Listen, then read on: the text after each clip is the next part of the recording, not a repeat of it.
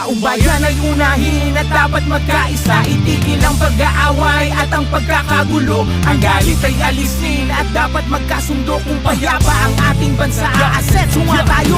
Ang kahirapan sa bansa ay lumulubha pa. Kailangang harapin ang marami nating problema. Maraming nagugutom sa Maynila at probinsya, at maraming trabahante di sapat ang kinikita. Pamilyang hindi sapat ang pagkain sa mesa. Kapag sila'y nagkasakit, wala rin pampaospital. Kabuhayang hinampas ang matinding kalamidad at tumataas ang antas ng kriminalidad. Hindi mabuting panoorin na puro na lang kampihan. Kaliwat ka ng batikos, kabi-kabilang alitan ng dapat asikasuhin. At kailangang malunasan ng mga problemang nagpapahirap sa ating bayan. Sa ating ang panahon, pagkakaisa ang solusyon.